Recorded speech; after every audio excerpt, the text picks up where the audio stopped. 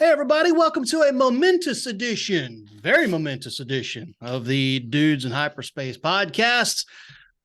Kind of a bittersweet one, I would add to that. I am your host, Ian J. Malone, joined as always by my partners in crime, Kevin Steverson, Rob Howell. We'll get to those guys here in just a second.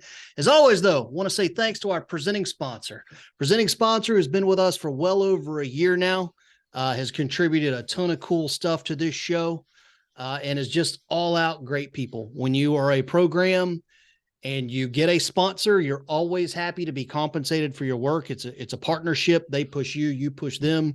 But then there are those wonderful marriages when you just really are proud to stump for that group, that organization. And that is hands down, without a doubt, Chris Kennedy Publishing. They are message-free sci-fi with a slice of fantasy, guys. You know this by now. Go to their website, check them out at chriskennedypublishing.com, learn about their series, learn about their books, their authors, sign up for the mailing list while you're there. Check that out because you get free stuff all the time. You get heads up on early releases, new stuff in audio. Every week there's news coming out of CKP, and you're probably not going to catch that from the algorithm gods on Facebook or Twitter or wherever you're at, but a newsletter, you damn skippy. You're going to get that sucker every week and you don't want to miss it. So again, that's all at chriskennedypublishing.com. Also want to give a shout out to the other sponsor that's been with us for a while now, the International Association of Science Fiction and Fantasy Authors, IASFA. We say it, all the time, guys, because it's true. It doesn't matter if you're a writer or if you're a reader, there's something for you. Go to their website at iasfa.org. Make sure you sign up for their newsletter as well, because every month they're running book giveaways, and all the time they got new opportunities for authors to get to know each other and grow their craft. Again, that's iasfa.org, International Association of Science Fiction and Fantasy Authors. Well, as noted at the top, now that I've kind of got the housekeeping out of the way, this is a momentous episode for us, guys. We are going to be going on indefinite hiatus for a while. Dudes in Hyperspace is not going away permanently forever and ever, amen, but we are going to go away for a while so we can all kind of go about our different ways and do some new creative things. I would wager we will probably crop up on a platform here or there near you at some point down the line. But in the meantime, we've got other stuff we want to do, and we're going to do that for a while. So having laid all of that groundwork for you folks, I'm going to welcome in my guys, Kevin Steverson, Rob Howell. How we doing tonight, fellas? Doing good. Yeah. Rob, I'll let you lead off, man. What's up in Kansas? Oh, my goodness. What's up in Kansas?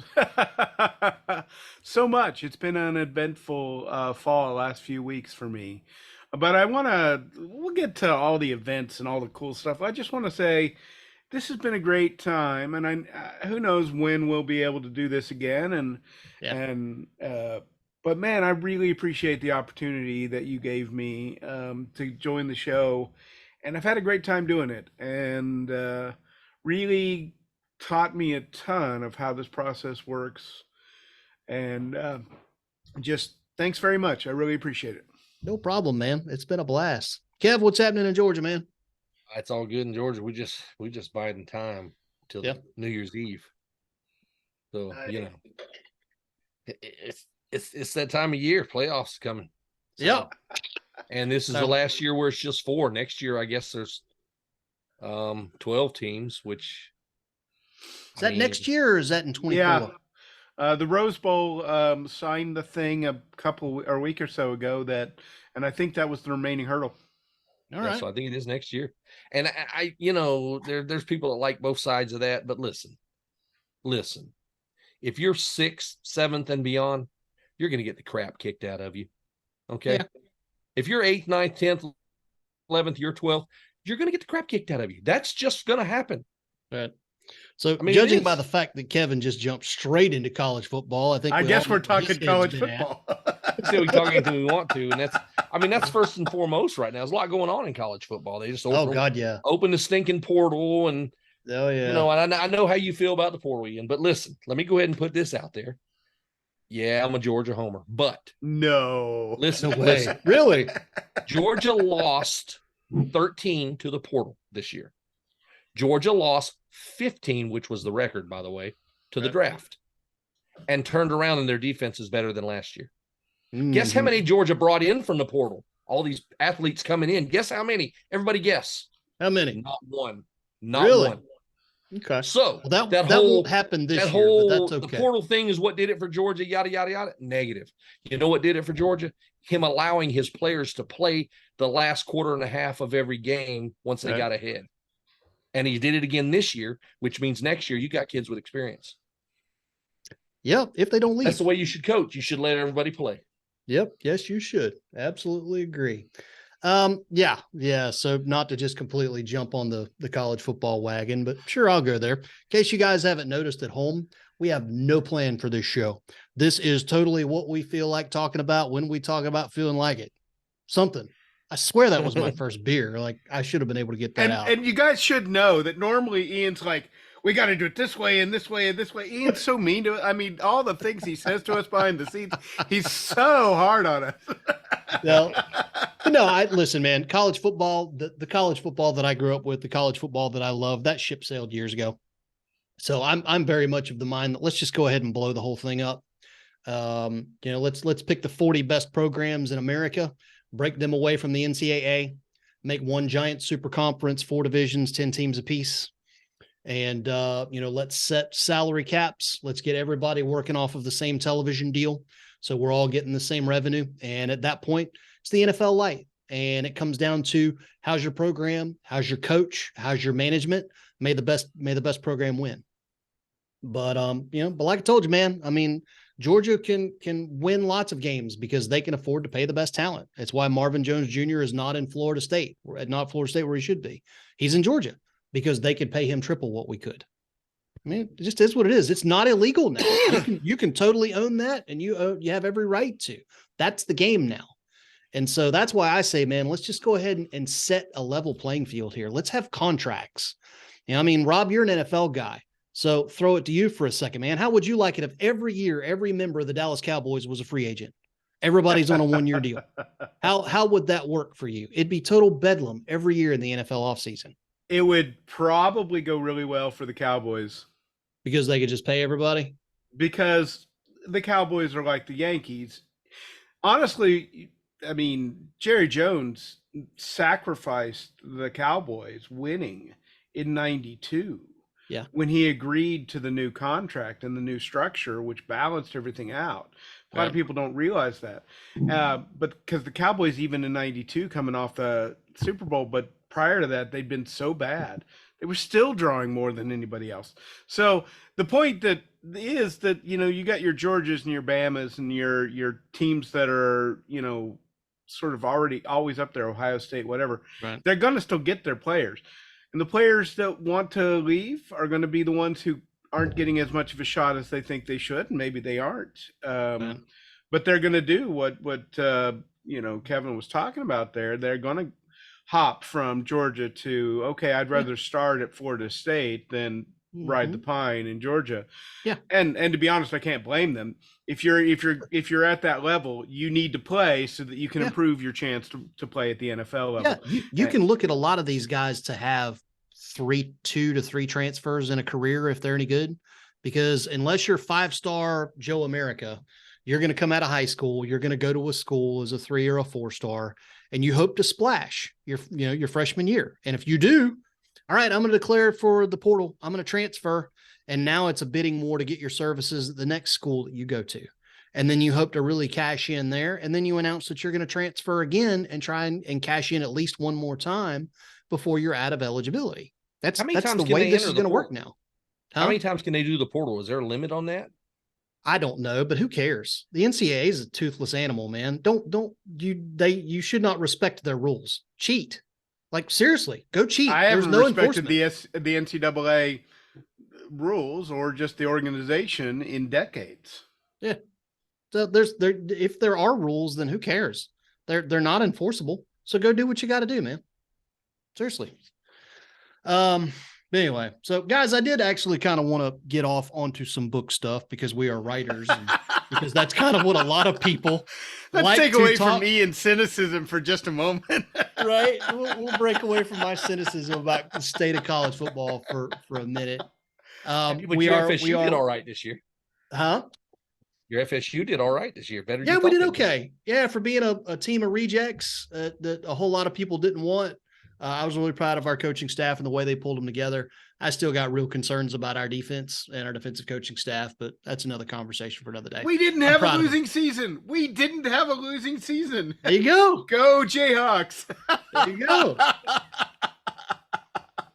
So, but we'll, just for I promise just for we'll get back to- clarification, Go ahead. August 1, it said there was a new rule requires a player to sit out for 1 year if they enter the portal a second time.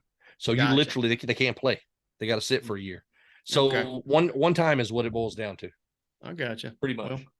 We'll Again, see how long if there's that, no exemptions. we'll see how long that stands up until somebody decides that they want to challenge it, and they should.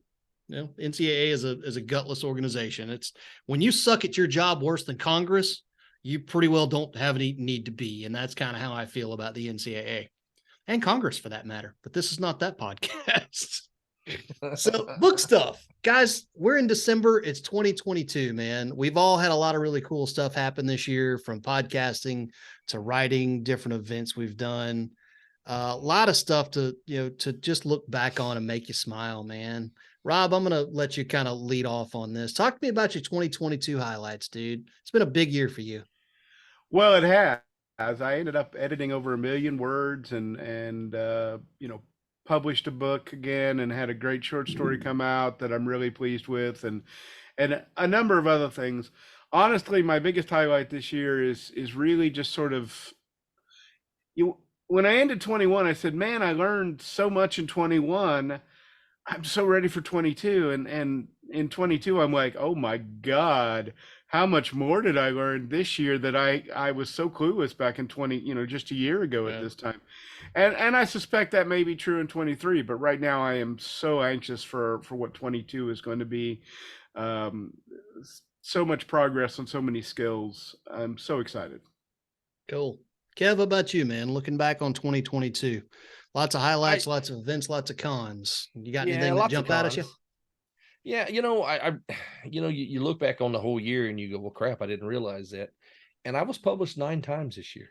Yeah. Now, the majority of them were short stories. And of course, I had a novel, the third novel there with Eikenberry and that kind of thing. But I didn't really, it didn't really dawn on me. I thought, it's kind of a goof off year, what it felt like.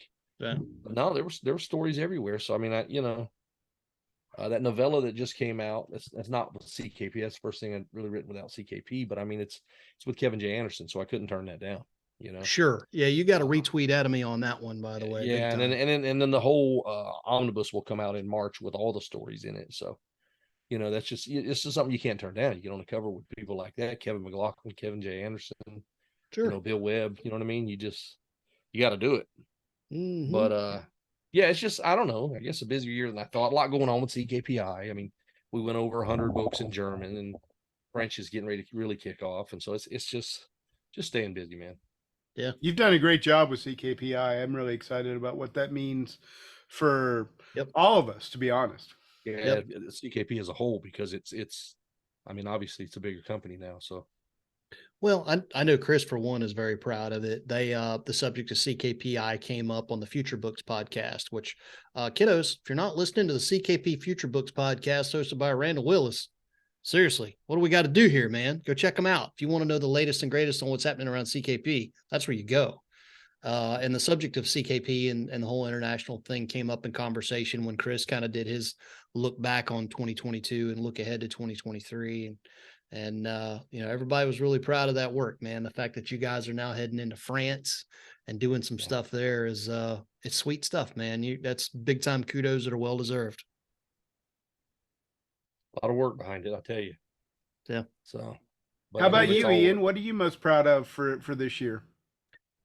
This was it certainly wasn't a goof off year. Managing to get Argonaut done, that tapped out at around 97,000 words. That's the longest one I've cranked out in a while. That was really rewarding. It was a pet project in a lot of ways.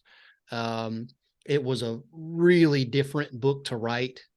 And we've talked about this on this show before. It was a book that required me as a writer to juggle a lot of things.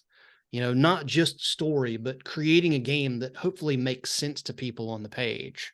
where you can, by the time you get to the end of it, when these guys are talking strategy and stuff, and there's not a whole lot of exposition to explain everything for you, hopefully I've trained you to that point as the reader that you get it and you know what's happening. So, getting to channel a lot of things. I will go ahead and leak a little bit of news here. The blurb for that, the back cover matter, I got to lead off with a quote from Herb Brooks, head coach of the 1980 U.S. men's Olympic hockey team. Managed to work some stuff out with the Herb Brooks Foundation, and they gave me permission to use a very famous quote from him at the top of the back cover matter.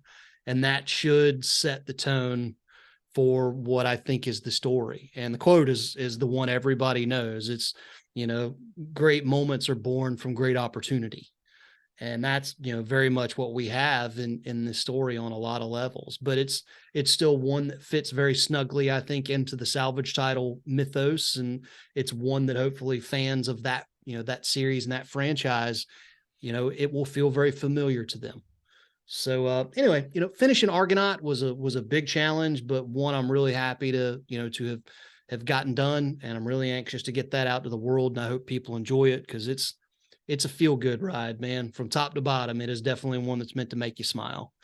And I think, for a lot of people in this last year, 2-3 years, really, we need more of that, man. like I'm all about things that make me laugh and make me smile, So that's cool. In non-writing, it's been a very busy year for us. The move back to Florida, we did that last August. So August of 2021, but really the whole back end of 2021 for us was just trying to get settled here in a rental house, get the kids set up in school, get all of our crap done from North Carolina, get the house in North Carolina sold, get a house bought in Florida, get out of the rental into the new house. So it really wasn't until after New Year's when we got a chance to really get rolling in our new place.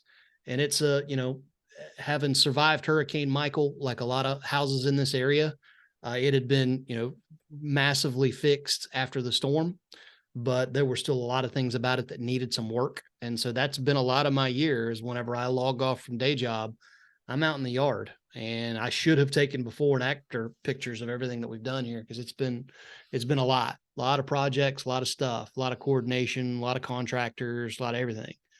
But we got it done. And Nice.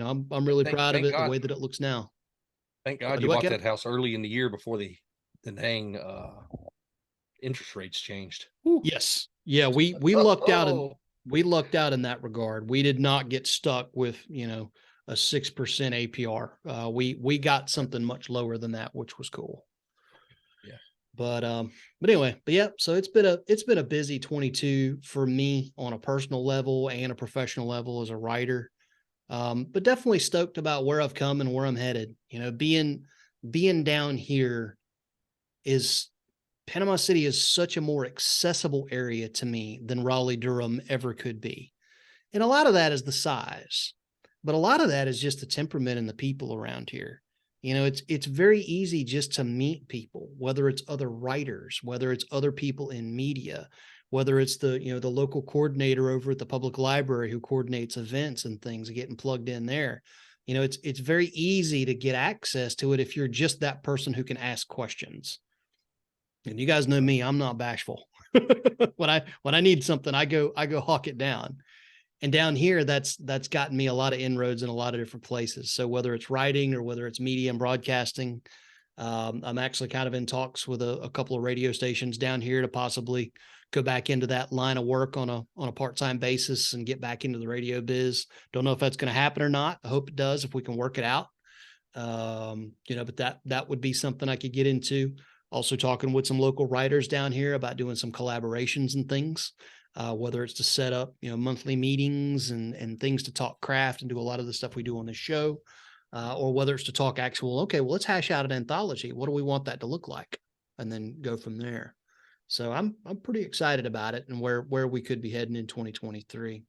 Yeah, how about you, man? Looking ahead to 2023, what's on your horizon? Well, I mean, immediately before that, I got a short story I owe Rob before the month's out. Yeah. So got that going on. So sometime I'll start that. But It's okay. I haven't even finished reading all the submissions after. I know. Yeah. So I don't. It's a short story. It's 7 to what 8,000, 9,000 words. 7 to basically. 10. Yeah. So I mean, 3 days. So once You always give me good do it. stuff. I'm not stressed about it. Yeah. And, Yeah. and The it idea's is there. It just got to actually type. So it, I stagger that, by the way. For those who don't know, the deadline for Bonds of Valor was the 30th, so last week, and that for the people that was for the open call, the people who are who were invited in. I give an extra month for the very simple reason it takes me about a month to go through all the submissions, read through all of them, and determine who's going to be the choices are. Get them edited because they usually take a little bit more editing because it's usually less experienced folks, talented, just haven't had much opportunity, and Right. then I just need a little bit of extra time with them. So if anybody's wondering why there was a difference there, it's just simply because I want to make sure I can take care of the the open call submissions and give them the proper time without having to run around at the last minute. Cool. Rob, what are you looking yeah. ahead to in 2023, man? Well, more books out. I mean, whether I'm publishing them, whether I'm writing them, I am in the midst. It's time. It has been a while for me to redo my entire set of stuff. And I had originally planned to do that with Eldros Legacy, but again, they wanted to go a slightly different direction, and I simply only had the spoons to do one publishing company, and that's CKP. So I'm going to redo all of my books within CKP. It's going to get called the Fire Hall Sagas. I think I've mentioned it here once or twice. Mm-hmm. I've got new logo that I'll be talking up coming fairly soon. I've been re-editing, and boy, I love the story of the Lake Most Deep, as I've mentioned. But man, I'm such a better writer, and I'm just really anxious to turn these books into something more what I am now. Just simply, I want to see them all out. I want to see them with better of everything, and I want to see them on the shelf. And at the same time, I want to have by the end of it all, I'll have another book out and because I'm mostly done with the next Edward novel, and then maybe even and then an Edward novel, complete the Forrester saga in 22 with the Feasting of Vengeance, and then maybe even we'll see how far I get along in the next Fire Hall Sagas novel. So that's what I'm looking forward to. It's just being more productive this year. There was a bunch of 2 steps forward, 1 step back as I learned things, and I'm excited to go forward. How many books are you eyeballing to put out next year? Rob Howell books, not new mythology books, but just Rob Howell books. As re-releases? You're rebranding. As re-releases and rebranding? 11. Holy smokes, dude. Let me count that. Okay, so one of them, so there are currently 7 books in the Fire Hall Sagas that are written. I've got an 8th almost done. So that's 8. I'm going to finish the Feeding of Sorrows, or excuse me, the Feasting of Vengeance. That's 9. I want to do a collection of 10 total, actually.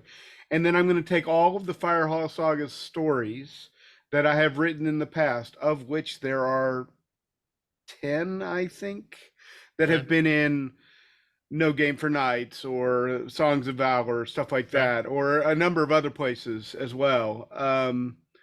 And I'm going to make a short story anthology of those as well. And honestly, one of the things that will also happen in 23 is that I'm going to take all of the Forrester's short stories, and when I release, just before I release the Feasting of Vengeance, I hope to have re-edited versions of all 4 of those put together in something I'll republish to lead off for that.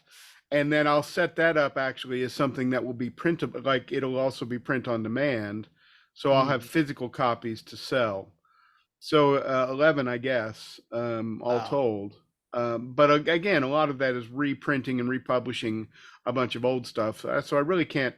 I mean, it's work to make it better and work to get it all done. Um, but all my stuff has just needed refreshing for a while. I've been so hard at work at getting new mythology going, and I haven't even used my own stuff to build up the people, build up the readership. And Yeah. so 23 is a big year. I guess if you look at it like that, I'll probably I doubt I get all 11 out in 23 because I'm going to start somewhere around March and have a release just about every month. But there may be months in there where I have 2 things coming out each month. And again, that's there's going to be a third Chris Nuttall book, Pandora's Box from Christopher Nuttall, which is the second of his Heirs of Cataclysm, is out now in pre-order, and it has gone gangbusters. And he's got the third one coming. That'll be, I'm guessing it'll be in February. Got more from Trisha Woodridge coming. I've got another couple of projects that are, forming. And so when the Firehall Saga's stuff gets re-released by the end of that, we've got a bunch of new stuff that'll be following that. So yeah, I guess when you think about it, there's probably going to be something like that coming out, and that doesn't count any other short stories that may opportunities. Right. I don't know that I'll have more bandwidth in there for like 2 novels next year. Two new novels will be enough, I think. Right. But sure. Who knows about short stories? What is there a place where people can go for a one-stop shop update on information for new mythology? Obviously they can follow your update from Rob Howell, but is there a spot where people can go out? Like, I want to know what's happening with New Mythology Press, not just with Rob. I'm a fantasy reader. I like what I've read. Where can I get info about that? Where would you send them? Right now, I would probably send them to the CKP Factory floor on Facebook. But that is something I am hoping, and also there is the blog for Chris Kennedy Publishing overall. But it does get sort of lost in the weeds. And so by the end of all of this, I do hope to have a single website so I can put on a QR code. Yeah. Like, for example, everything on Amazon. And I don't know how that can tag or if that's possible. That's a whole another thing I'm looking into. But yes, I haven't done a good job of that. So in terms of one single new mythology setup. I gotcha. I can point you in the direction of some folks who can help you with that one, if you decide you want to pull a trigger on that. That'd be great. Yep. Kev, how about you, man? 2023. What are you looking ahead to? You got books coming out. I know obviously you got a couple of cons on your radar, but in terms of writing, what's coming out from Kevin Steverson in 23? That third book in the fantasy series will come out in 2023. Okay. So that'll be out, and then I got a trilogy that I'm going to write in salvage that I've pieced together and got going. So, and that'll be the main characters. Sometimes I get messages and emails and that kind of thing, and they love everybody writing in the universe, but they also, I need to write in it too. So I gotta do more. I mean, I've got 5 books myself in there, 6. So you are the guy who literally wrote the book on salvage title. So yeah. Yeah, I really got like 6 novels in it, so. How many novels does Nick have at this point? He's got a trilogy right now, but him and Melissa are about to give you another trilogy, aren't they? Yeah, they're getting ready to. I've got the first 2 books in there, and then I've got her second. So, yeah, they're knocking. Got to keep ahead of your boy. No, hey, listen. The goal in life is for your children to do better than you do. Oh, that is the goal in life. Oh, what a pant load that is. That's the truth. If you always want your kids to do better than you. You don't think so? Huh? I'm just busting your chops, man. No, that's the truth. I want him to do better than I do. He's got a 20-year head start on me too. There you go. By the time he's my age, he'll have been writing for 20 years. I mean, that's heck yeah. You always do. He types faster than I do anyway. Right. Yeah, he really. I don't know. I've seen you type. You're pretty quick. Well, I mean, I got so much on my plate. If that's all I was doing was writing, then yeah, here's 6 novels a year, Yeah. but I got CKPI, so Yeah. Real quick. I know it's not related to writing and publishing, but I still think it's cool. What's where are you at with the music end of things right now? Obviously you managed a band for a long time. You went out on the road, you got contacts and people in Nashville that you keeping tabs with. You doing yeah, I got anything a with couple music? yeah, well, I just had Tyler put out an EP with 5 songs, and I co-wrote all 5 of those. Okay. Um, I was just in contact with ASCAP on some of the stuff that I've written. Um, Trying to get something straight on one of the songs that I got royalties on.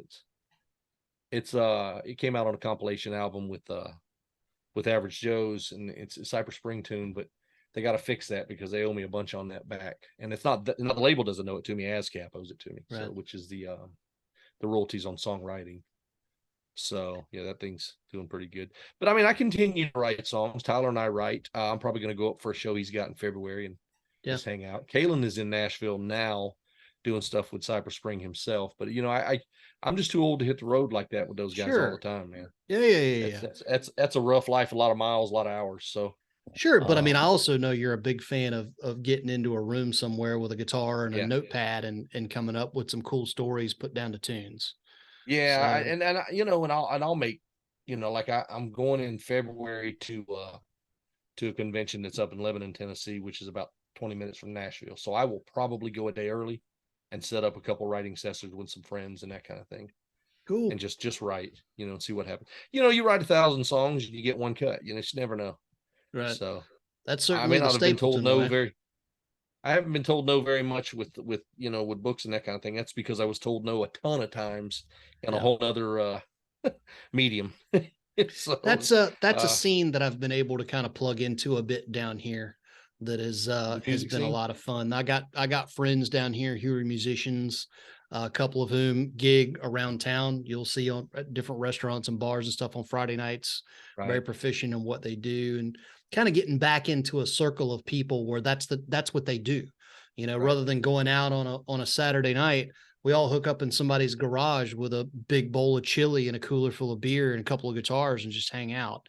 Yeah, That's a that's great way to spend a Saturday, it's a good time though. Music is, when I finally pull the trigger and buy our place and I build my studio in my office, I will have a recording studio in it. Yeah. And then I'll bring Tyler down and Kalen may come up and just, different people that I know in the area and that kind of thing. Yep. So I'm never going to get away from that. I'm always going to write songs because it's just, I don't want to say it's easy. It's not easy. It's just fun Yeah. to write songs.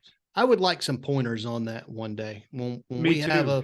when we're hanging around a con and we have a little bit of downtime once everything's is shut off for the weekend. I'd Right. like some pointers on just basic 101 stuff on songwriting. I mean, Yeah, not a problem. A lot of people don't realize, how to make sure a song is metered and how, yeah, there's a lot of little things that go with it that you just have to, is it poetry? Yes, but there's more to it than just poetry. You know what I right. mean? Well, And poetry. there are times when a song doesn't even rhyme. So Yeah. is it truly poetry? You know what I Yes, mean? So yeah, poetry does not necessarily require rhyme. yeah. The So poetry that I learned that I first started writing, in fact, specifically does not have rhymes. And right. then you get into some of the Norse stuff, which is very specific syllable counts, along with very intricate Mhm. alliteration forms. Yeah, And occasionally there's an interior rhyme, but not an end rhyme. right. Sure. Mm-hmm. Yeah, it's all about the rhyming scheme and just what you're trying to do, what type of music you want to, what do you want the song to be? Yeah, we can definitely sit down and, you want to bring your guitar to a con sometime or whatever, we can write a tune, or when I'm down there in Florida, we can just write one. I gotta do a lot more practicing before I would ever feel Listen, comfortable enough to bring a can you give me 3 guitar to a chords? con. If you can DJ strum Butler, 3 I am chords, not. if you can strum 3 chords, we can write a song. You know what I mean? Nothing to it. I can probably get you 3 chords. There you go. We can I write can one. probably get you We can three write. chords. There's been some great songs that were just 2 chords. So, you know, Well, the expression 3 chords and the truth does come to mind. So yeah. there is Yeah. that. Yeah. But if you can do 3 chords and a big fat lie that everybody wants to believe, that's a great song. There you go. Yeah. There you go. So what do you guys got on the radar for cons next year? Rob, I'll give you lead on that one. Well, I get to be one of the guests at MarsCon. There's one of each, and one's in Ohio, and I'm not going to that, and one's in Virginia in January. Let's And I say am going to MarsCon's that. in Richmond, is it not? Yeah, it's Yeah, Mars MarsCon. with an S. Yeah. Yeah. Yeah, I always get those confused. I'm easily confused, but you guys know that. Kevin, you're going to be there too, right? Which one? MarsCon? Yeah, I don't know. I don't think so. I know I'm going to Fantasy. I don't know about MarsCon. When is MarsCon? it's in January. I don't think I'm on there. Okay. Well, Yeah. a bunch of other CKP people will be there. Chris will be there. Casey Azell, of course, she lives in Richmond now. She'll Yeah. be there. A bunch of others. I'm really excited about that one. Then following that, I think my next con is Fantasy, and then Planet Comic Con in April, which is local here in Kansas City. Then LibertyCon, and then there's some SEA events. Pennsic is, of course, the big one I plan to go to again. And in the fall, I'll probably go back to 20 books. As to any other cons, I think mostly what I'm going to focus on between now and the next couple of years. I went to Midwest Game Fest this past weekend. It's a gaming con, shockingly, with that name, here in Kansas City, and I sold a ton more than I expected. Like I expected $200, and I got way more than $200 by several times. And I found out there that the Kansas City gaming community, which I had really not gotten plugged into, is really consistently having events and looking for stuff, and was all over my books and the Four Horsemen books. Heck, I sold out of the salvage title books that I had, which is just a couple of copies of salvage title, a couple of copies of It Takes All Kinds. Those were gone Thursday.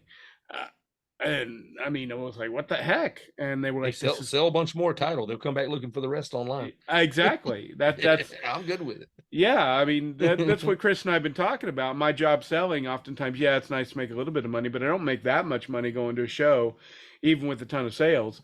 But what I am doing is getting out the first books of a bunch of series, and Right. I did a bunch of that. And so I suspect I'll be going to Midwest Game Fest again, and there's one here called Border Wars, which is much smaller, but it's a game, it's a like a Warhammer. So I'm thinking the Four Horsemen universe might be a big thing there. Mm-hmm. But really need to get into the Kansas City gaming and reading community a lot more than I have. And That's a big city. So it's a big Yeah. city. I haven't done a good job marketing myself here. Dude, I don't know if this would transfer to Kansas City, but it has certainly done me well here. Reach out to your local library, man. We had Sarah Burris on this program from Panama City Right. Public That's Library. on my to-do list. Yeah, I mean they are our library anyway. They are constantly hosting events, and there are a lot of times, particularly when they're book related, they want authors to be able to come be a part of the programming, and they get programming help, and you get a platform. I mean, you're at a library. People are looking to go read, so have at it. I mean, even if it's not a sci-fi fantasy event, even if it's just a local author event, you still get to get there, and it doesn't cost you a dime. Oftentimes, I went to the convention for the Georgia librarians here in the state. They Yep. invited me. They invited 8 authors in the state to do it, and I brought a stack of 20-something salvage title, and I sold a few. That's one thing, but Yeah. the rest I gave to libraries. Here's Yeah. the first book. Here's the first book. Yeah. Here's the first book. And so salvage titles on the shelf all over the state. Well, somebody that goes in the library gets something new. Cool. I just read this. What do I do about the second book? He's on Kindle Unlimited right now. Yeah, and that's part of my plan for what's going to happen over the re-release. There's going to be a lot of that sort of a thing. I'm kind of trying to get all of it to come out in March when it does happen. I want to get it really going in March prior to Planet Comic Con, because that's a big sales one. So I'm hoping to get at least one and maybe two of the re-releases out by that point, along with new banners, new cards and bookmarks, and Good. the websites in progress, and all these things. I'm trying to make sure timed to where they're all coming along, and that library is on that list. But I don't really want to start it now today, Mhm. for the very simple reason that everything's changing. For most people, I want them to see the new stuff and just uh, go from there. So that's my cunning plan. We'll see how well I do it, right? Gotcha. But yeah, Yeah. that Sarah's interview was really like, I took a bunch of notes. Yeah. And listen, that's not going to work for everybody. But I mean, I can tell you from firsthand experience, I've been a part of a couple of events down here now, and people came up and wanted to know who I was. And at the very least, I met some of the other, writers here in my local area. And we were actually talking about this off air before we started recording. That can lead to anything. That can lead to, hey, here's a group of people I can get together with over coffee or over a beer and talk about craft and marketing and all that. Or it could be, well, let's put together an anthology. You guys got any ideas? You guys want to put together a novella, a collection of novellas, something like that? Where can that go? Just because I went and gave 45 minutes of my time to a panel at the library. There's So, been some talk by one of the people I met at Midwest Game Fest. She wants to get together a writing crew. She's actually a game designer writer who wants to turn into fiction, and she was one of the guests of honor at Game Fest because she's big in the game writing world. So who knows? Maybe we'll be meeting at Brewbakers as writers, because I bet they'd offered their space. They've got a space in the back that'd be perfect for it. I got to tell you, we briefly were trying to get the head guy, the head chef, bartender guy over at Brewbakers to come on the show, and just scheduling conflicts, we couldn't make it work. But through that process, I did some digging around on their website just to kind of find out what they were about. I so want to go there and drink beer and eat food. Oh, it is really Like, good. it looked really It's good. Really, I mean, he's got a very interesting past. Rubus is he was one of those, he's a trained chef. Yeah. He was at a couple places like in Breckenridge, the really ritzy 5-star places that are, catering to just those people coming in. I want that one-time experience because I'm here for skiing. And he's just like, he came to Kansas City for a variety of reasons, like his family was it was better for his family and whatnot. And he said, I really did all that, and it was fun, and it was neat to be one of those creators. But now I don't want to create a single dish. I want to create this awesome place for people. And so that's what he's done. I have so much respect for people who frankly have the balls to step out and do that. To say, I'm going to launch my own restaurant, or I'm going to launch my own bar, or I'm going to launch my own music venue, and just have the hustle and the what for to be able to go out and put it on the line to launch that. And they just got some good news. Cojones, man. When I opened my pizza restaurant years ago, it was 8 a.m. till 1 a.m. every single day. That's Rubus pretty much. Every day. Stacy would bring the kids to see me at the restaurant. Yeah.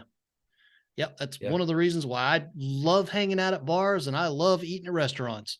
I don't have that passion to go into that line of work, man, because I know that schedule. I have known many, many people in the hospitality industry, and they put in hours that suck. I worked 14 months straight once, and that included Christmas Day, where I went in and did inventory. Yeah. Not a day off. Yeah. Period. Because of that. And, thank God I sold them before it all went crazy and went back into service. But yeah, there was a time because I had 5 restaurants. It built up to 5 restaurants, and there was no time off. That's another thing you're going to teach me how to do at some point, man, is how to make my own pizza.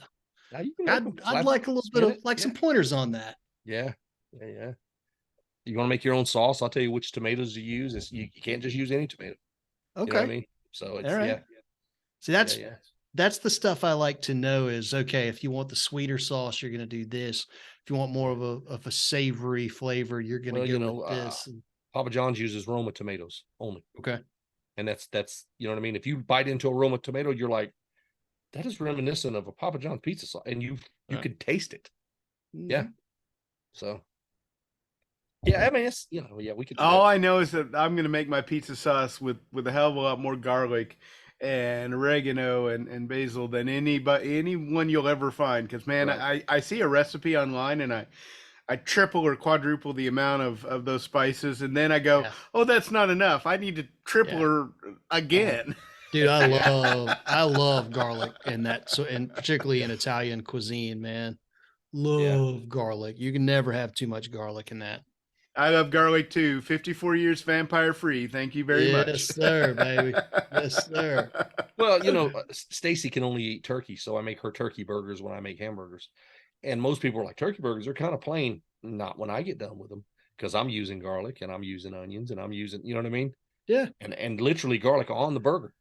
Mm-hmm. So Yeah, I you got to be wonder- creative on a turkey burger, Oh man. yeah, and it's the flavor is there.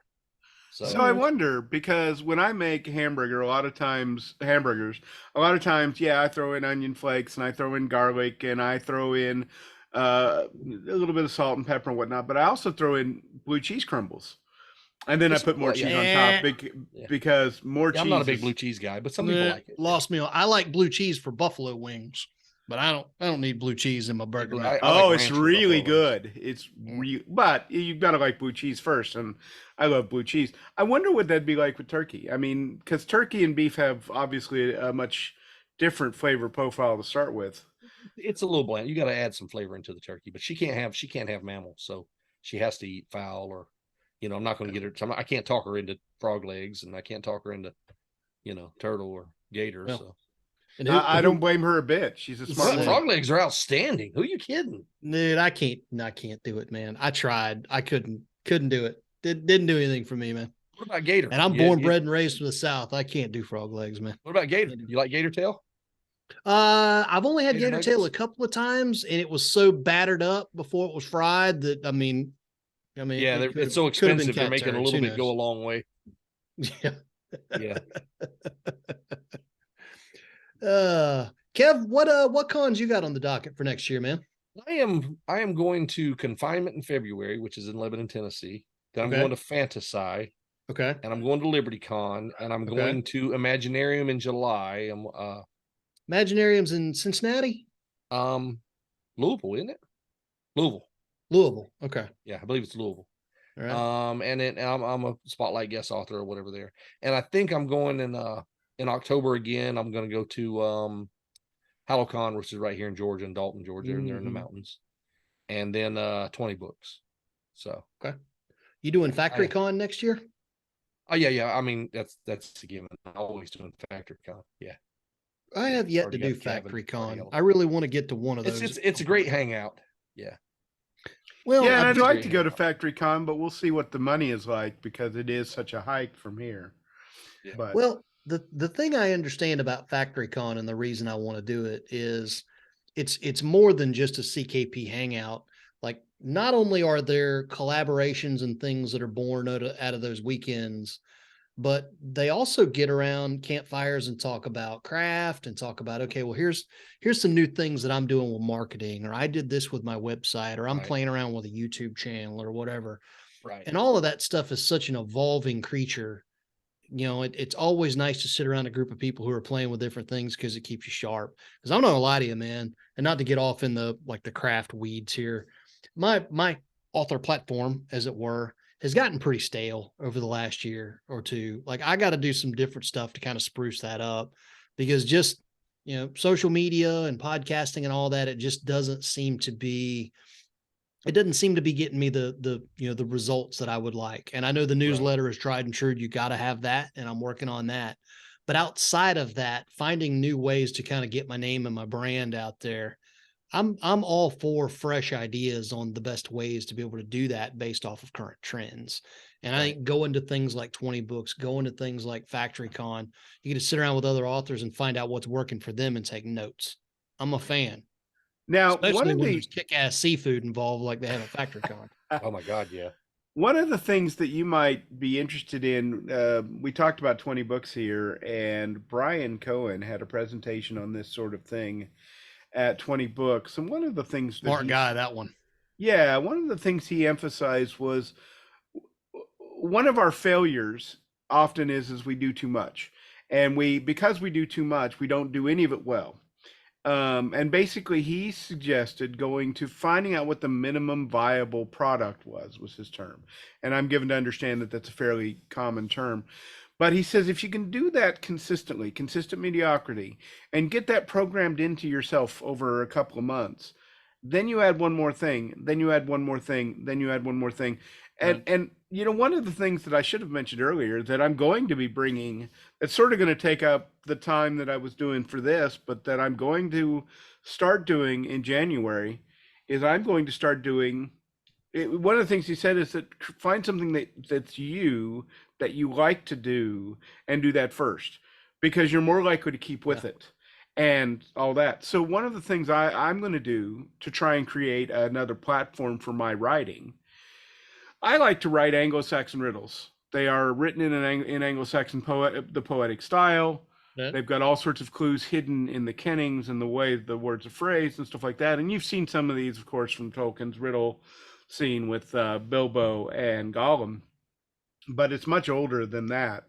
I'm going to start doing and I'm not sure if it's going to be Patreon or what, but I've been writing some riddles, got some riddles that I've written previously that I'm going to be putting up one every couple of weeks, where I'll put it up, I'll let people guess for a couple of weeks, and then the following one will have the answer with all the clues explained, and do that as a subscription service for $1 a riddle. So not much at all. And we'll see if it takes off, but I will tell you it's not that much work. It's something I love doing. I really enjoy. You talk about writing songs.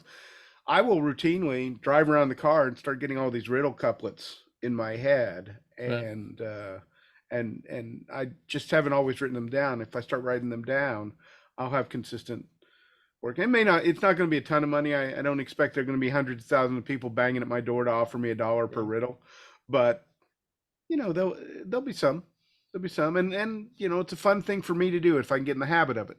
And then I add one more thing, like Brian was talking about. Then add one more thing, but just do a minimum amount, but get doing it all the time. Make sure everybody relies on it. One thing I have done well is that my newsletter has gone out on Thursday evening pretty much every time for the last 3 years.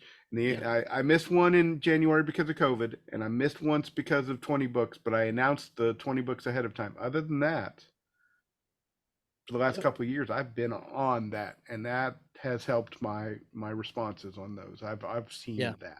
Yeah, robhowell.org, folks. Definitely make sure you go check his out. I think just about all three of us have newsletters. So make sure you sign up, because we give you first alert news, and we give you information on free books and stuff that you won't get on social media. Because again, and I know I hit this at the top, but I'll hit it again because I think it's important, and I just don't think it really resonates with a whole lot of people. Dude, when you turn on Facebook or you turn on Instagram particularly, you're getting what the algorithm thinks you need to see.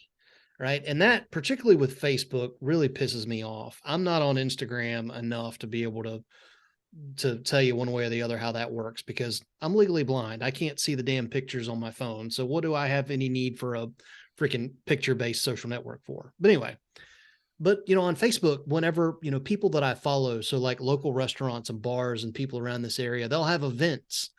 And I see the post like 3 days later. Hey, this happened on Saturday. Well, that's great. It's Tuesday and I missed it. And I would have gone to that had I known about it. And I just don't always think let me go over to History Class Brewing Company and find out what they've got going on. But I subscribe to their newsletter, and that's why I don't miss it, because every Wednesday they send me the newsletter with their weekend of events. Hey, here's what's going on with trivia. We got live music going on Friday and Saturday. Sunday, we've got this happening, this event, this charity event, blah, blah, blah, blah.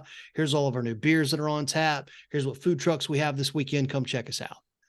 I would be screwed if I relied on Facebook for all that information. So to you guys, the listeners, man, if you're not signing up for the newsletters for your favorite writers, go do that. It's the best thing you'll ever do. It really, really is. Kev, how about you, man? You got any kind of thoughts or pointers on just new ways you can kind of connect with your readers over the next year? You're a big newsletter guy. Obviously, people need to sign up for that at kevinsteverson.com.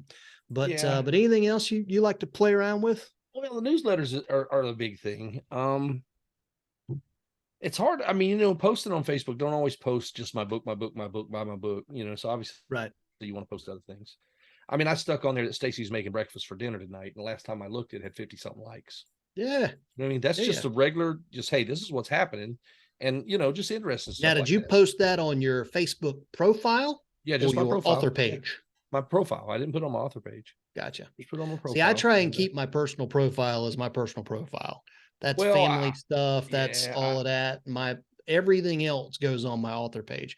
And a lot of that yeah, is by design. Like I don't have the ability. I'm not like you guys. I can't just go out and take a picture and then, write up some really, extensive 2 or 3 4 sentence post to pair with that and then send it out to the world. I have to take a picture and then email it to myself and then write the post on my computer where I can see what I'm doing and then upload it right, through Buffer. And right, Facebook will not let you do that with a Facebook profile. They will only right. let you use that type of system with a page, which sucks Uh, because they throttle pages. In case you can't yeah, tell, I'm not a big fan of Facebook. yeah. Well, I mean, I put everything on my regular page too, because Yeah. I mean, through the years, it's so many different people Well, putting music in there and just I think I'm probably stuck on Facebook for at least 2 to 3 years, Yeah. but I kind of want to wean myself completely away from Facebook. I've been leaning on Twitter, Yeah. Rotary2112 on at Rotary2112 on Twitter. Come join me there, where I've had more positive interactions. Yeah. And then also Discord, where because of the sort of isolated the room style structure of Discord, Yeah. that's where I'm really trying to get most of my stuff done. We've got a new mythology Discord channel. If you're interested, hit me up. If you're, if you don't want to join that, but you do want to friend me on Discord, that'd be great. We'll get that set up. I've been just enjoying the fact that if I don't want to hear, I don't want a news feed the way Facebook is. The news feed on Facebook Yeah. is just so depressing. Right. When you see what you want, Yeah. you've had to go through 10 posts of people you don't care about. Well, and newsflash, that's about to get worse. I was in a conference call for my day job the other day, just on social media trends and stuff like that. And Facebook is now changing. Everybody's changing, for that matter, to be more like TikTok. So, they are going to now over time start to gradually show you more content from pages that you don't even follow, just because they think you might be interested in it, because they're trying to mimic that. TikTok is more of an entertainment platform. You don't get on TikTok really to connect with family and friends. You get on it because you want to be entertained by dumbass 15-second videos. Facebook is now going to try and mimic that. And so is Instagram, because that's frankly what the trend is. That's what's hitting right now. I mean, you hate TikTok all you want, and I do. I'm not going to be on that SOB, but it's a major success, and a lot of people are there. So I know next Thursday I've got a call with somebody from Meta, which is Facebook, as far as marketing. So we'll see what they have to, there's some different things coming or what they can offer me. We'll as see. long as you want to run ads, people are still going to see your stuff. Yeah. But as Yeah, far as I do run native ads. pages and profile posts, Yeah. I think I run enough ads to where their marketing people has called, reached out to me and said, hey, let's talk. So nice. we'll see. Yeah, we'll That's see. nice. We'll see what they have to say. I mean, it's obviously. You Last time I talked to them, they gave me, hey, you should try this. I did try that. It didn't work. Oh, yeah. Right. So if you can't give me anything new, Right. Rob, what you got? Oh, I was just gonna say, I get that, but I don't know that the investment in Facebook has been worth it over the last year or two. Yeah. I still post all my, we were talking about mailing lists. I post a link to my mailing list every time I put one out, and I put some links up there. I don't know that that's driving any real traffic, to be honest, because again, the algorithm doesn't show it. I'm not paying Facebook any money, therefore I'm not worthy of their attention. Right. And that's okay. That's their business, but it means that I don't have to be part of it. Whereas Twitter, I've been getting a lot more sort of wider interaction between a variety of people writing. There's a ton of writing Twitter, and the connections you make there have been more consistent and more interesting, honestly. The trick to Twitter, and I have to doff the cap to Gail Z. Martin, who's not a CKP person, but very much somebody that we all know, we all do cons with, and she's kind of a friend. She made it. We were chatting a long time ago about Twitter and her love of the CW show Supernatural. And she's like, Supernatural beyond the fact that I just love to get on with other fans and talk about Supernatural, it gives me a topic that I can get on Twitter and talk to people that I don't know who aren't in my circle. And it gives us a common interest that we can kind of discuss. And if they just happen to click my profile to see that I'm a writer, then so be it. Maybe they go buy a book. But it all started because we were fans of Supernatural and we were just engaging in discussions about our favorite television show. And that was that. And I think that's really kind of the key to making Twitter work for you as an author, and frankly, just having fun with it. You have the things that you love to talk about, whether it's music from Rush, or whether it's, hiking pictures if you're Kevin J. Anderson, or music stuff if you're DJ Butler and all those guys. You can go talk about any number of topics with people that you don't know, and then you click over into your Twitter analytics, and 18 people that you don't know from Adam clicked on your profile because they liked your comment about a topic about NASCAR or Van Halen, right, and they just liked your opinion. Well, who the hell is that guy? And they click on your profile. Oh, he's a writer. He writes sci-fi. I like sci-fi. Maybe you sell a book. I've got a couple of staunch readers who are Dallas Cowboys fans, who the comments have come up, what do you do? Oh, I do this, I do that. Yeah. They bought all my books. They're Cowboy fans. We talk on Cowboys Twitter all the time. Yeah. And topic comes up, what do you do? Or, That reminds me of the question you asked. Guerrilla marketing. Yeah. It's just like guerrilla warfare. It's something that everybody doesn't think of. It's done differently. So in guerrilla marketing, and I don't know if you want to try this, and I have done this, and I've sold books from it. A new song comes out by somebody, and I don't care. Ronnie Dunn put out a new album, and I literally, in my comment amongst the other 40,000 people liking this post, wrote, I stopped what I was doing tonight, was supposed to finish another chapter on my next novel to listen to this album. It's great. Yeah. If you don't think that country fans scrolling through all the comments didn't see that and click, who's this guy? Yeah. You're crazy, because I guarantee you it does it. Yeah. And I see movement, and it's guerrilla marketing. And I've done that before. Somebody posted, I don't drink anymore, and there's a couple pages I'm part of, and who's up tonight and avoiding the bottle? I'm up tonight. I'm writing like I always do. Next chapter of my novel. If you don't think people didn't click to see who I am, there you go. Guerrilla marketing. Yeah. I do that too, honestly. Yeah. I mean, and I may not be as blatant about it sometimes, but just a little bit here. Oh, what was great in your world? Oh man, I got another chapter done. Or man, this new character in this novel is better than I thought he was going to be. I can't wait to see where he takes me in my writing. Right. Yeah. Yeah. Yeah. And I'm the world's, I don't like being a self-salesman. I do it, and I try and do it fairly well, but it's not something I really like. I've never been that look at me guy. And I think that's, one of the many reasons why Twitter just resonates a little bit better for me, because I would rather talk about other stuff. Oh, you like Joe Bonamassa? Hell yeah. I saw him in Durham. He was outstanding, blah, blah, blah, blah, blah, blah, blah. And then if they just so happen to click on my profile, well, there it is. You can see in the pinned post, here's my latest book. You can see on the cover graphic that my next book is coming out in March of 2023. It's called The Last Argonaut. There's pretty much everything need to know about author me. But you came and looked that up about me. So there it is. I didn't have to go solicit that or shove that down your throat to try and work it into the conversation. We're just talking about blues guitar here. Well, you said the key thing there. You can put that in if you're being honest. Like, for example, if Chris is, or if Kevin's like, I really am, here I am not drinking. Here I am writing, not drinking. Yeah. That's being honest. I'm up tonight. Yeah. That's being honest. Yeah. But I don't go into every conversation on Twitter. Well, because I'm a writer, you don't put it in. You don't say those things when they're not actually relevant or something like that. That's dishonest. That's right. When I did stop writing for the night and listen to his whole album. Yeah. And it was great. So, and you know what? You should get it, Ian, because it's the old country. It's the old early 90s country. The latest album by Ronnie Dunn. Ronnie Dunn is you'll love it.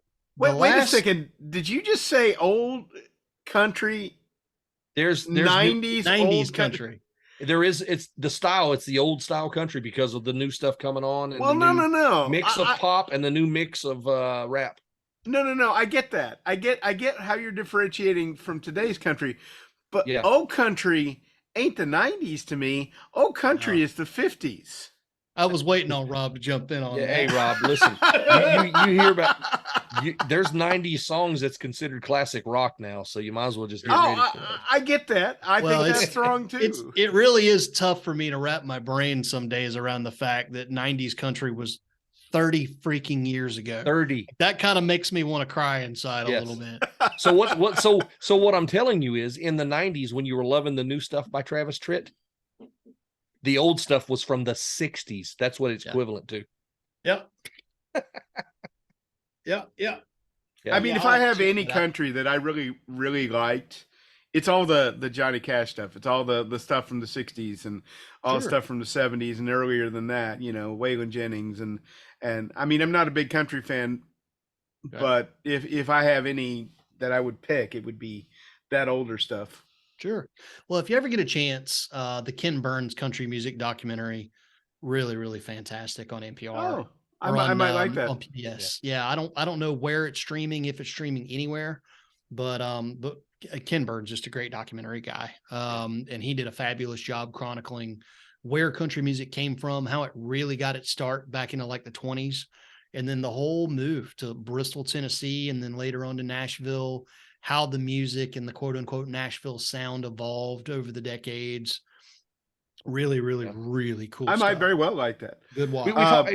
We talked about this a while back on another show, but have you guys been following the Professor of Rock on YouTube? I have not yet had a chance. I have not. You got, huh? I have not. It's on my You list. guys are but I missing haven't- out.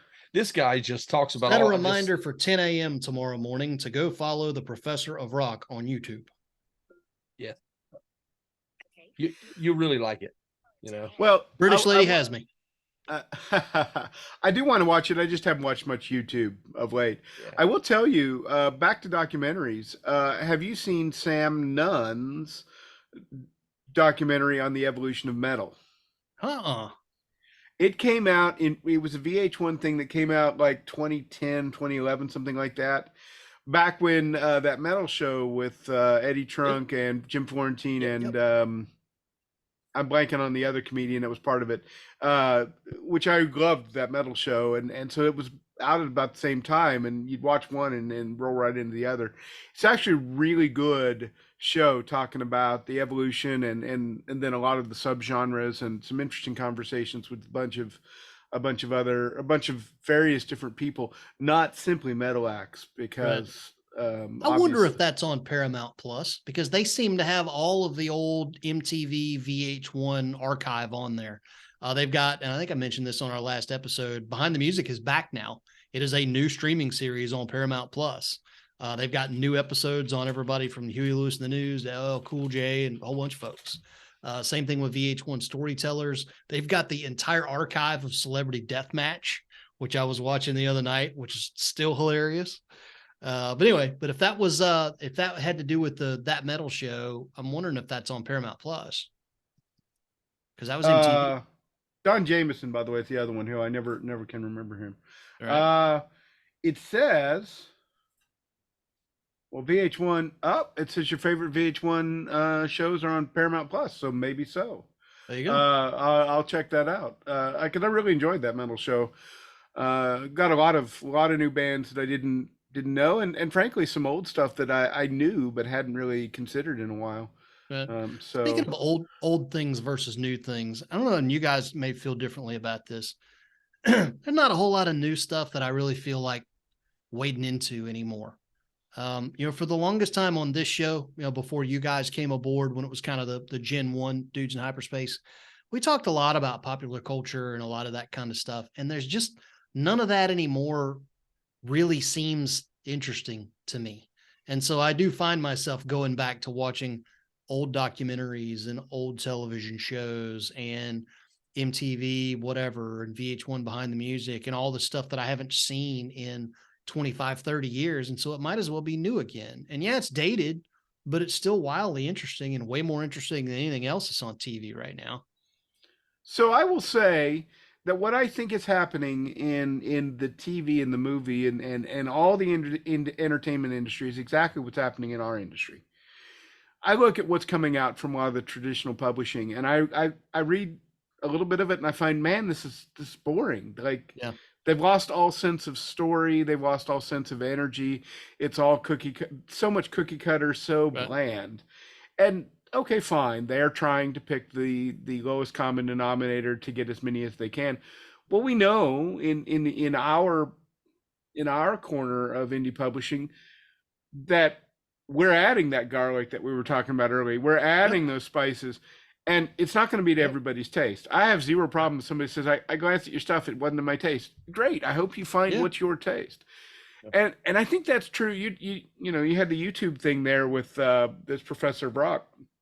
There's a number of other amazing things that are out there on YouTube that's entertainment stuff that's short, and we see lots of independent stuff come out in a variety of other sense. And man, the independent music scene, there's tons of great stuff coming out there that I just love stumbling over stuff. Napalm Records, which is obviously not an independent, but a really small publishing company by comparison to a bunch of others. They've got all this amazing metal coming out, especially folk metal from like Scandinavia and Mongolia and Egypt and all the stuff across the world. And I'm digging it because it is so filled with flavor.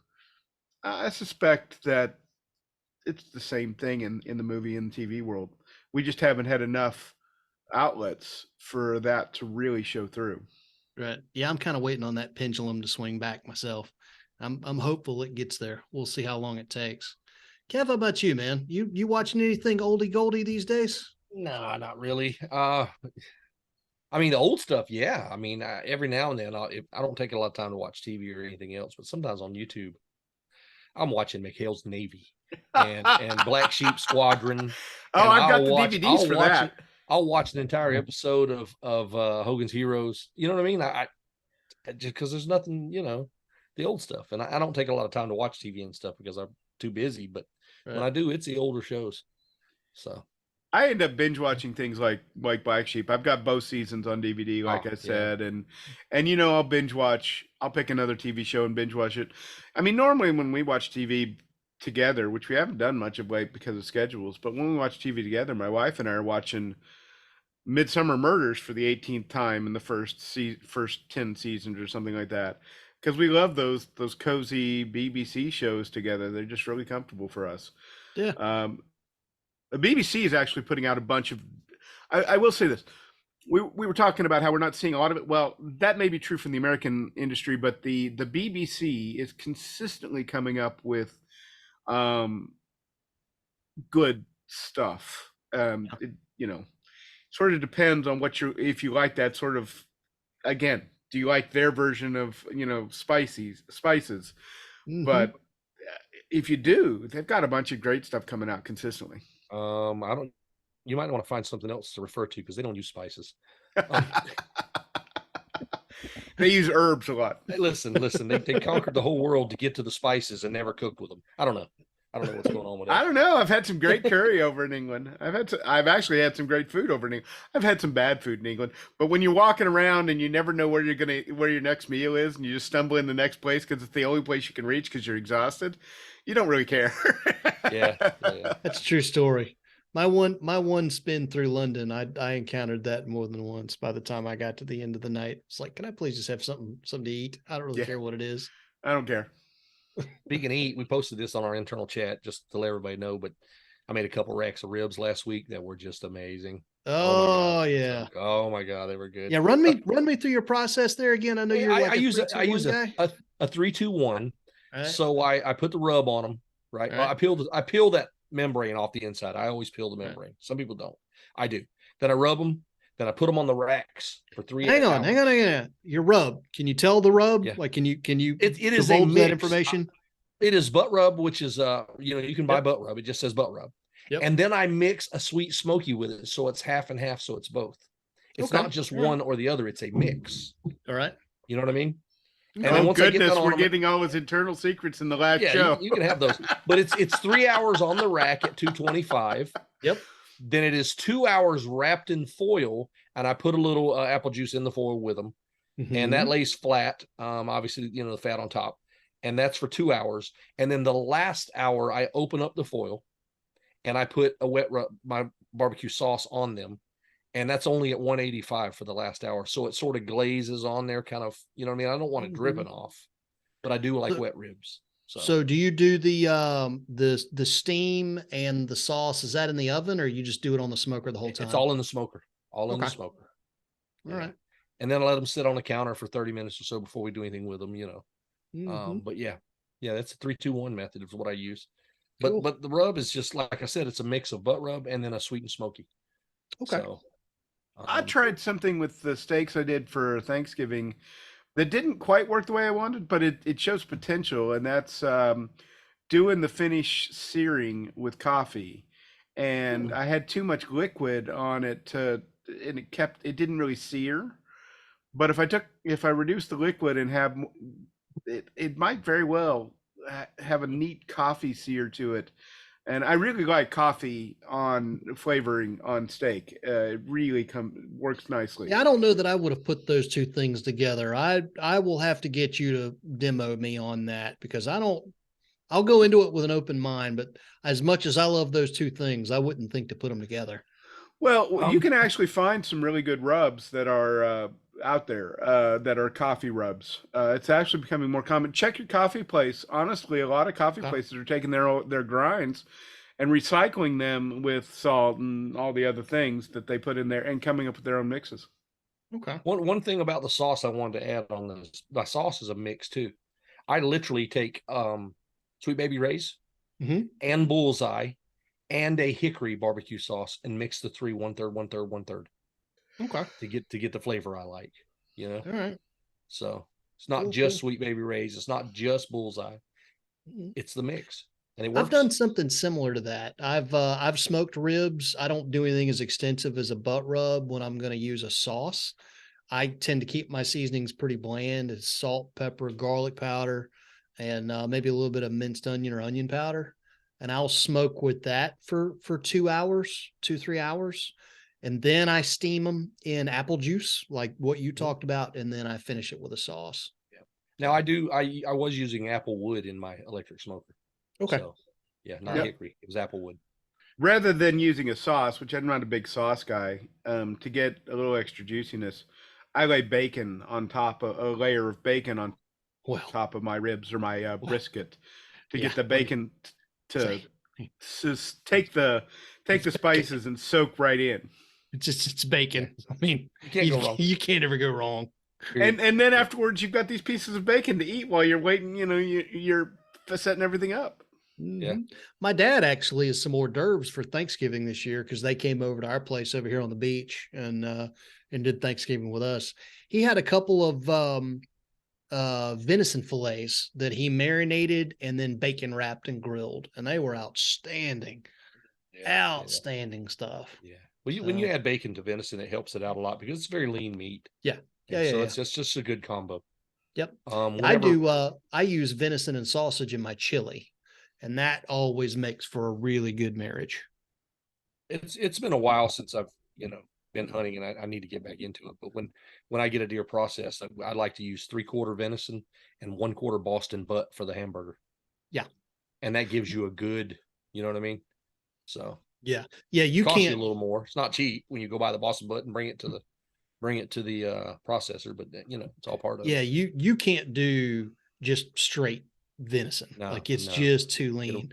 Typically, when I do that, if I'm going to do hamburgers here at the house, like if I'm going to actually grill, I'll take a pound of ground venison, and then I go get a pound of the cheapest ground chuck you can get. That's like 60/40, and mix those together. And typically that does fine. I get a good burger out of that. It still has plenty of flavor. It's juicy. It doesn't fire up on the grill quite as much as if you were doing pure ground beef, but it still gives you a good, tasty, juicy hamburger. Be great with blue cheese in it. That's the rumor. That is the rumor. Do you Rob, do you make those with a pocket, put the blue cheese in and put another patty on top? No, I just when I'm doing steaks, I'm throwing all the spices in and I'm throwing the crumbles in, and then I'm just mashing it all together and then pounding it out. so that there are, little pieces of blue cheese within it, and then I put cheese on top because more cheese is better, and bacon and grilled onions. Tell you one Have thing you I seen- am going to do is take a page out of a friend of mine's book. Go get you a couple of top loin sirloins, just a cheap steak of some kind. Cut it up into slivers, marinate it in your Chop House, whatever, Lowry's, Jack Daniel's, whatever grilling sauce you like, just a Chop House steakhouse marinade. And then hollow out jalapeno peppers, put a little bit of cream cheese in there, and then put your slivers of steak in, wrap the whole thing in bacon, toothpick it, and grill it. That sounds grill really it good. until the bacon is done. Yeah, it might be all right. Money. Yeah, Rob, have you seen the technique where you fill the inside with the blue cheese? Have you seen that? Yeah, I have. That seemed like more art than I really wanted. I want to get my burgers mixed so I can get them on the grill because I'm hungry. Yeah. I will say that that's an interesting thought. You said something in there. I wonder.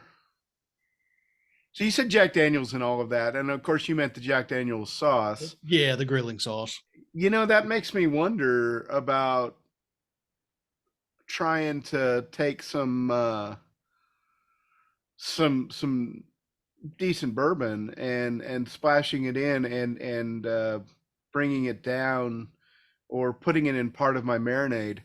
My marinade is, generally speaking, starts with half and half soy sauce to water and then spice to taste. Might be very interesting to add some oakier flavors because mostly what I'm drinking these days is the bourbon that has the oak spire in it. Okay. It literally has a piece of oak in it. Actually, I have. All right. So not redneck review. Got it. No. Got it. This is the rye version, but you can kind of see, except for the light, you can see that there's there we go. You can see that there's the spire of oak in there that really gives it a nice flavor. Cool. So You'll have to bring a bottle of that to the next con we're at. I'd like to try that. All right. I think that can happen. Cool. Oh, and the oak is nice because you can pull it out and you can do some things with it. All right. So this has pretty much officially been the most Dudes in Hyperspace episode of Dudes in Hyperspace ever. Like, I think we've covered everything on this show. We've talked books, we've talked schedules, we've talked events, we've talked projects, we've talked craft, we've talked college football, we talked the NFL, we talked bourbon, we talked grilling, we talked smoking, music. We covered music. What else we got? Go Cowboys. Who looked really good this year, by the way. I will say this. I started this year thinking that the Bills were the best team, that the Chiefs were the second best, and that whoever came out of the AFC was going to be dominant over the NFC team. At this point, it seems pretty clear that the best team are the Eagles, second best team are the Cowboys, third best team are the Chiefs, and the fourth best team are the Bills. Now, we are literally 2/3 of the way through the season. I counted it out. The Cowboys have, let's assume they get to the Super Bowl, just to count it out. That means that they would have another 9 games to play, and they've already played 12. It's a 21 game season if you don't win your division, or if you're not the number 1 seed, rather. Right. So 21 games, and so we're not even 2/3 of the way through. So that could totally change. But right now, the Eagles look astounding, much as I hate to say it. The progression of Jalen Hurts, like I looked at Jalen Hurts last year, and he was not a good quarterback. He has become a good quarterback. He really has. And listen, man, you root for stories in sports, and you root for the good guys. And how often is it that you see a guy who was projected to be a Heisman Trophy finalist on the perennial powerhouse team in a sport get benched at halftime of the title game and see him sitting on the sidelines rooting on the guy who replaced him for the good of the team? That's the caliber of guy that you're dealing with in Jalen Hurts. And I'm not a Bama guy by any stretch of the imagination, but I thought the level of class and grace that kid showed when he was at Bama, when he got replaced by Tua, and every Bama fan on the face of the planet was rooting for him to succeed at Oklahoma, which he went on and did. And I mean, I still didn't believe that he was going to turn out to be a decent NFL quarterback. I always thought he would be the athlete who was just a bit too average throwing the football to be able to make it at an elite level.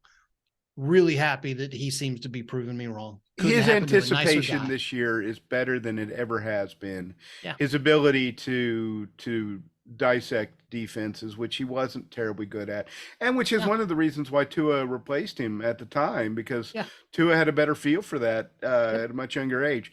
But that being said, both Tua and Jalen have proven this year that what an embarrassment of riches there they had. So I really can't argue with the Eagles being the number one team.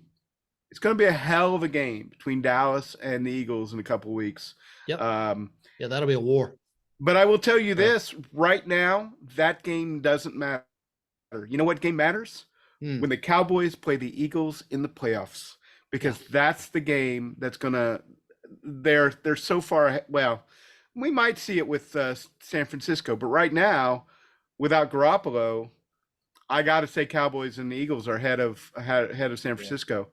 And I'm not yet on the Brock bandwagon, Brock Purdy bandwagon. Bringing this whole hour and a half diatribe or whatever it's been now full circle.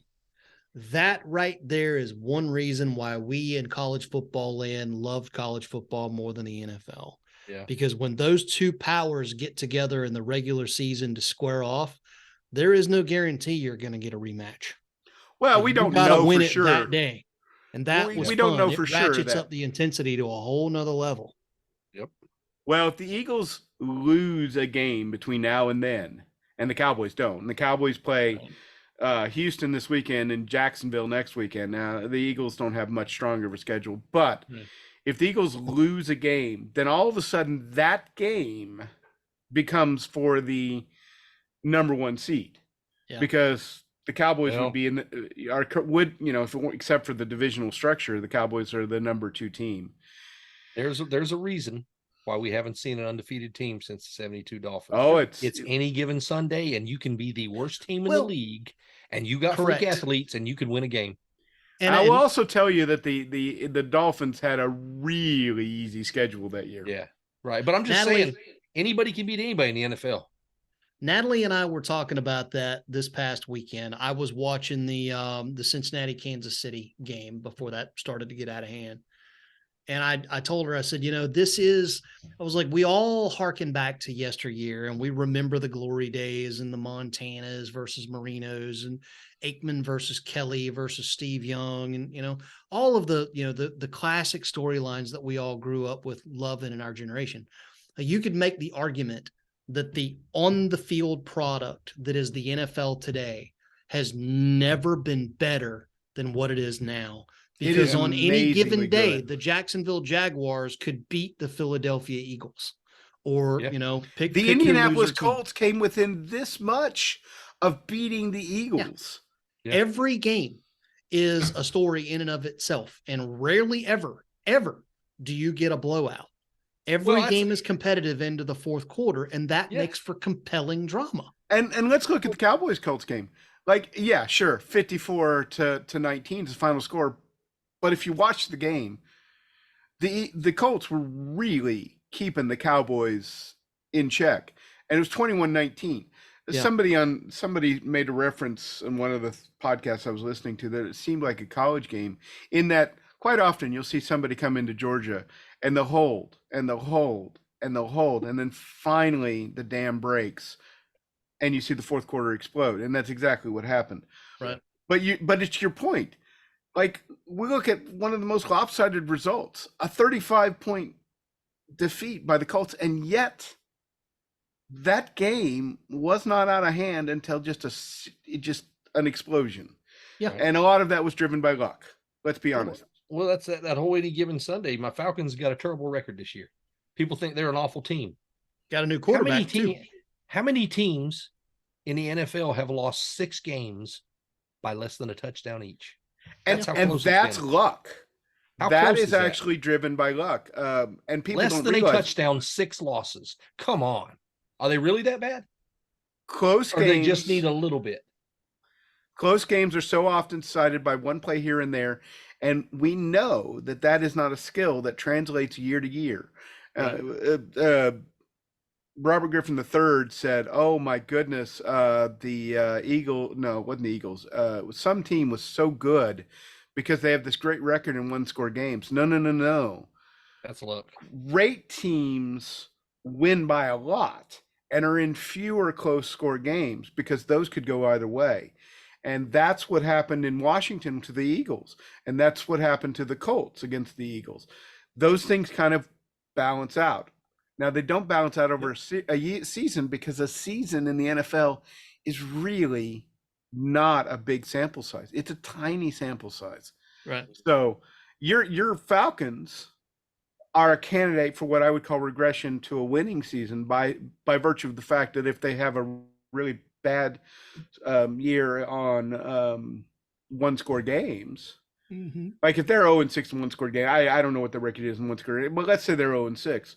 Odds are Well, that that's going to go less than a touchdown. That they're going to go to 3-3, which is a 3-game change. Yeah. And that's huge. You know, if you were 5-12 and you just do a 3-game change just off of luck, you're suddenly an average team. Yep. Yeah. No doubt. Yeah. Well, I mean, the NFL, it all comes back to quarterback play now. You know, if you don't have enough, and it's why you see everything go down the way that it does in the draft every year, man. It is all about the scramble to try and find the franchise quarterback if you don't have one. And Atlanta don't have one. Marcus Mariota was never going to be that guy. Now we'll find out if Desmond Ridder is. Maybe will be. Obviously did some things at Cincinnati. You know, 3rd round draft picks have certainly succeeded in the NFL before. So we will see. And if not, then they will be in the hunt to find a franchise quarterback next year. Ridder, by the way, my assessment of him is Ridder did not have the greatest of physical tools to work with, but there aren't many quarterbacks that have come out of the NFL that have been quite so good at reading defenses and anticipation and the polish kind of thing. Well, Peyton Manning had the Brady proved that you don't have to be a physical specimen to be a master of the game. And he was never the biggest guy. He was never the strongest arm. He was never mobile. So, you know, I mean, if you're a student of the game and a student of your craft, that goes a long way. I'm not saying Ridder is going to be Brady or anything like that. I will say that he has a chance. I will say it also depends on how Atlanta does around him. One of the things we forget about Brady sometimes is that the team around him was really good, and that gave him a chance to just be in his early part of the career mostly a bus driver. And while he was a bus driver, he was getting better every year. He had all those reps, and if Ridder can get reps, lots of reps, then I think that he's got a chance to do something. We'll see. Remember Joe Burrow's career. Joe Burrow, who is quite possibly playing quarterback better than anybody else in the NFL right now. Joe Burrow's career went to OSU. He wasn't good enough to start at Ohio State. Yep. Goes to LSU, has a mediocre year because the offense wasn't really styled for him, and he, you know, there were players there, but it wasn't meshing. And then he has this transcendent year. Yep. And one of the knocks on him coming out was we were off to the races. Right. And one of the knocks on him coming out was, well, sure, he had a great year, and sure, he looks great and everything like that. And okay, fine, if you want to make him the first pick, but he only did it the 1 year. We're not sure if he can do it. Well, yeah. What he had was a chance to grow at LSU, and honestly, the Cowboys played him in week 2, and at that time he was still recovering from his appendicitis. I really think the Cowboys lose that game against the Bengals in week 2, and who knows where the Cowboys are at that point if that happens. But what he's been since he's gotten healthy, and also that offensive line is finally starting to gel. You know, I said that the Chiefs and the Bills are 1 and 2 in the AFC. Well, that third chasing really closely, I think, is the Bengals. We'll see what happens there. Yep. It wouldn't surprise me if they come back out of it. Kev, let me ask you this, man. If Desmond Ridder does not pan out, you're looking at this crop of quarterbacks that are coming out of college this year, heading into the draft next year. Is there anybody in particular that you would really circle as saying, I think that guy's a player at the next level? Or are you going to hedge your bets until the following year when you've got a few more prospects? Alabama's got a good quarterback this year. I think he's coming out. Do you believe in He Bryce is. Young? Yeah, he's a good one. He's going to go Um, one. He's going to go number one. I'm yeah, pretty sure. somebody's going to grab him up. Yeah, I don't know. He's good. I mean, obviously, Ohio State's got a good quarterback. Michigan's got a good quarterback. So, I mean, there's a handful out there, but you just never know. You can get some superstar that just rides the bench and just never does anything. You never know.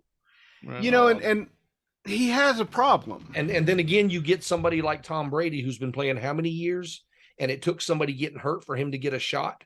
You know what I mean? Drew Bledsoe, yep. I mean, let's look at Johnson for Tampa. They won the Super Bowl. Remember him? Mm-hmm. He was a backup quarterback at Florida State. He never started. Yep. He was just the right size, and so he got a shot in the NFL, and he took it and ran with it. But he was a backup at Florida State. He wasn't even a starter. And that's going to be interesting to see what happens to Bryce Young. He's not big. No, he's not. And one of the reasons that we're seeing Russell Wilson fall off a cliff is that his mobility is down, and he can't see the same sight lines he could see. And right. I suspect, so in baseball we see certain types of players fall off a cliff sooner because their physical profile doesn't necessarily translate all along. Right. I wonder if we look back at most small quarterbacks to see if they have a much more of a cliff thing.